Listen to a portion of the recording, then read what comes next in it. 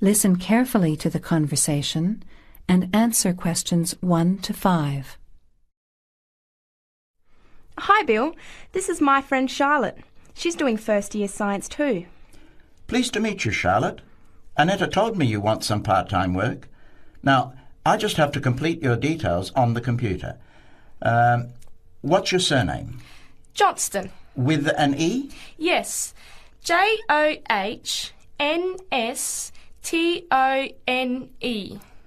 I know that you live in the Heathfield Street student residence, but I can't remember the street number there. It's 126. 126. Good. And the phone number? Well, actually, I never give people that number because sometimes nobody answers or they forget to pass on the messages. So, I bought a mobile phone yesterday, but I can't remember the number. I think it's 0414 847 748. I'll just check. No, sorry, not 748. It's 749. 0414 847 749? Yes, that's right. I must try and remember it. And what sort of work are you looking for? Well, anything really, I suppose, though it depends when it is. I'd rather work during the day, if that's possible. How many hours a week were you thinking of? Oh, I'm not sure. Maybe about 10. But I need to keep at least 2 days a week free for study. Do you have any work experience? Not much, though I used to help in my uncle's shop when I was at school. OK. Well, I'll put it in, but we don't usually get shop work. What about gardening? I'd rather not. Everything I touch dies. What other kinds of work are there? Well, there's a lot of demand for house cleaning, fast food preparation and kitchen work and pizza delivery if you've held a driving licence for 12 months.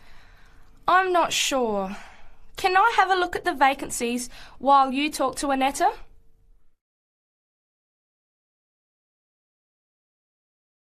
Now listen and answer questions 6 to 10. Bill, I'd like to change my job. You're at the Hamburger Express on the High Street, aren't you? What's the problem?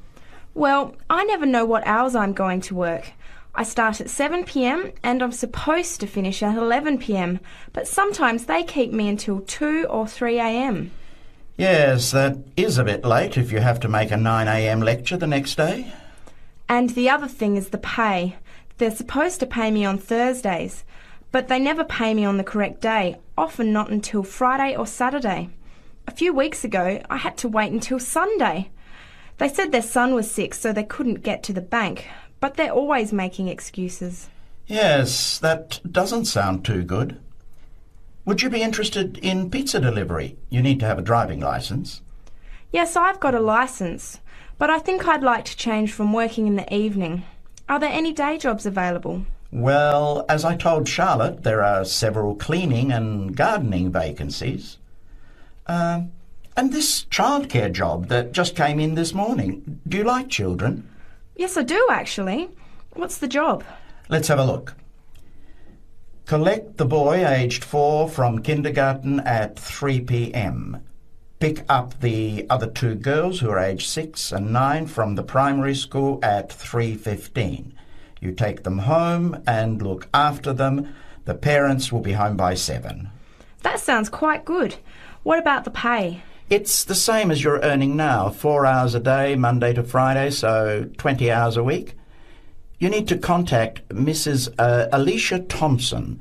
Her phone number is 91045629 and she lives in Springfield. I've never been to Springfield. I hope I don't get lost. Don't worry. It sounds quite straightforward. Let's have a look at the street directory. The Thompsons live here in Tulip Street, number 252. So you catch the 631 bus, get off here next to the post office in Daisy Terrace. Walk past the post office to the corner, and on the opposite corner is the kindergarten. Then walk down Daffodil Place and cross over to the primary school. Then keep going down Daffodil Place to the corner and turn right into Tulip Street.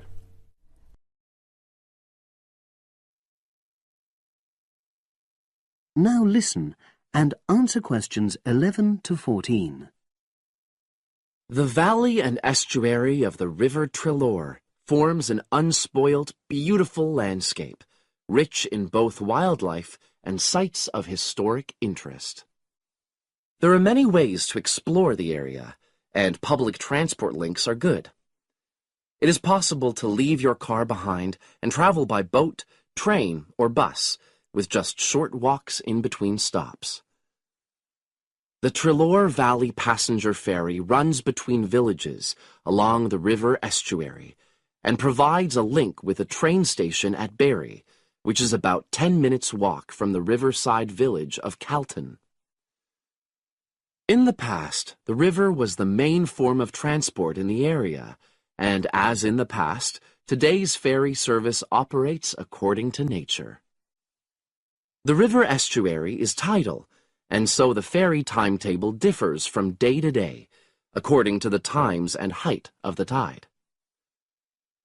The ferry is also seasonal, normally running between April and September, depending on the weather. A timetable for the whole year can be downloaded from the internet by visiting www.treloarferry.co.uk. If you just want to sit and relax and enjoy the lovely scenery, you can take a river cruise to Calton and back from the nearby city of Plymouth. In the past, steamships brought early tourists along the same route. Queen Victoria and her family enjoyed such a trip in 1856. The journey is quicker these days.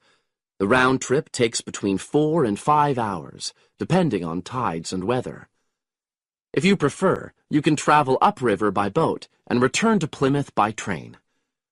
All cruise boats and trains have wheelchair access.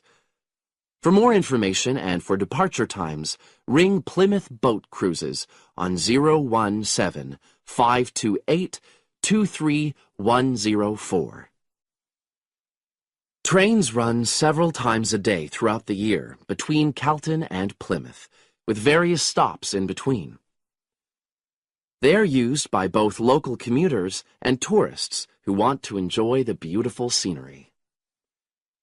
The highlight of the journey is crossing the river on the stunning viaduct, which was built at the beginning of the 20th century and towers 120 feet over the water.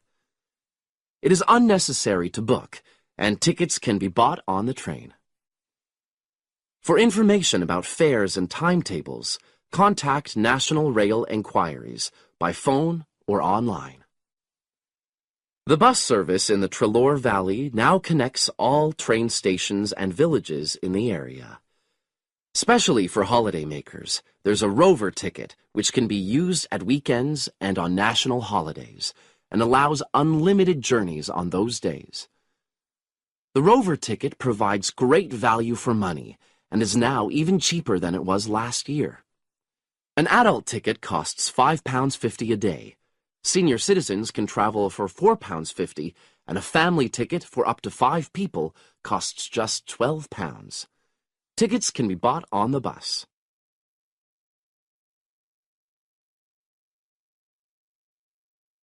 Now listen and answer questions 15 to 20. At the center of the Treloar estuary area is the historic riverside village of Calton.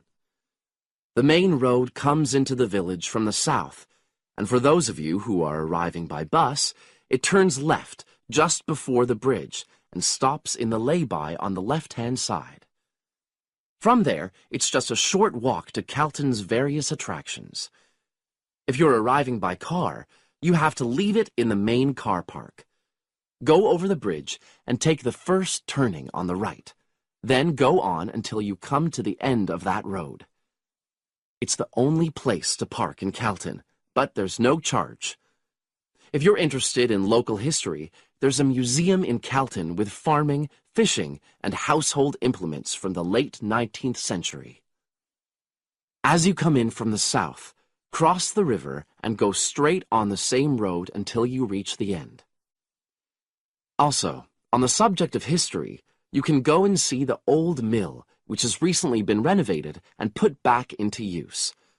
Turn left before you come to the bridge. Then go straight on and then take the first turning on the right. This leads straight there. If you're interested in arts and crafts, there's a potter's studio where you can watch the artist at work. After crossing the bridge, turn left and it's the second building on the left. Finally, when you feel in need of refreshments, there's a cafe opposite the old boathouse and a picnic area near the mill.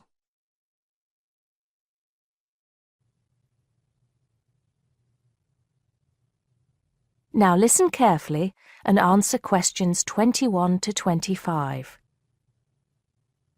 Hello, Simon. Come in. Take a seat. Now, I wanted to talk to you about your assignment. Yes, the one on the scientific method. That's right. I just wanted to see how you were getting on. Well, I think it's fine. I mean, I haven't done a huge amount of work on it because I've been working on other things. But what I've read so far seems fine. How many of the references that I gave you have you managed to get hold of? Not too many, I'm afraid. It seems that everyone else is working on the same things at the same time. And every time I look, the books are checked out from the library. Right.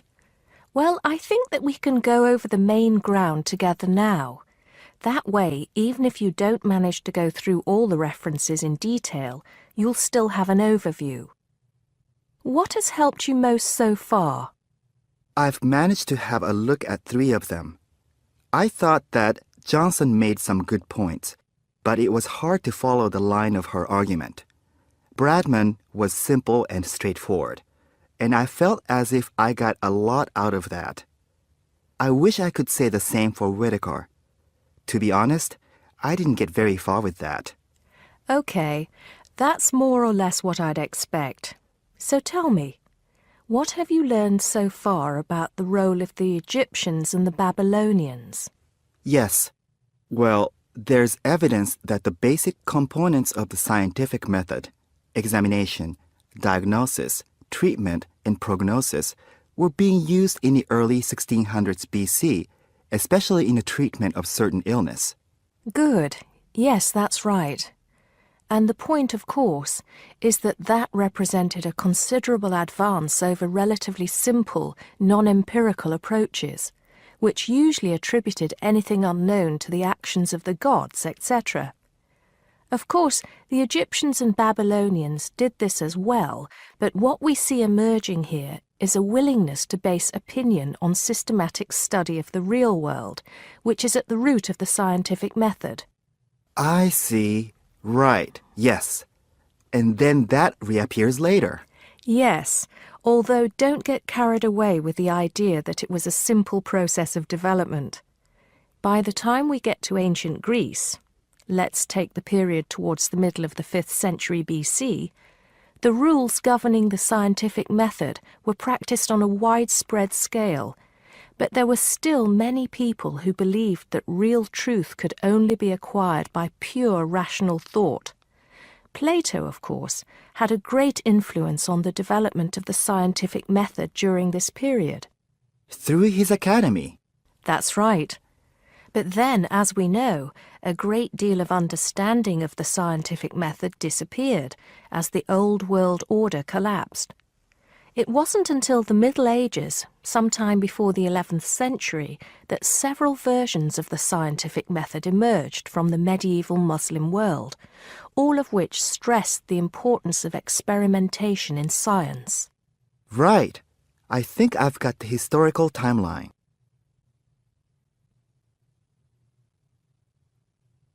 Now listen and answer questions 26 to 30. The other thing I'm struggling with slightly is actually pinning down precisely what we mean by the scientific method. I wonder if you could give me some pointers on that. Sure. Well, it's best to think of the scientific method as a series of steps in a process which allows us to find answers to questions about the world around us. So the first step is to identify the problem. What is it that you want to know or explain? And then I think the next step is designing an experiment. But you can't design an experiment unless you know what you want your experiment to tell you. Oh, yes. You need to form a hypothesis to be tested before you design the experiment. So there's a very clear relationship between hypothesis and experiment. Having designed the experiment, then of course you go on to carry out the experiment.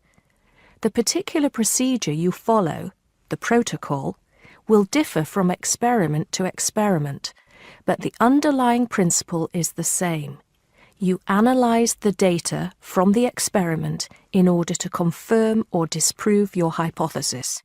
Assuming the experiment is accurate. Oh yes. If there's anything unusual about the data, or if the results are at all surprising, then you need to ask yourself whether the experiment could be flawed and whether the data could be unreliable. If the answer is yes, then it may be necessary to modify the experiment and go through the process again. So, once you have reliable, valid results, Then the final step is to communicate them. The wider scientific community needs to know about the results, and publication in journals is the accepted way. okay, I think I've got the basics. It's going to get more complicated as we begin to look at some people who have criticised the scientific method. So you need to make sure that you understand things up to this point. Let me know if you have any further problems with it.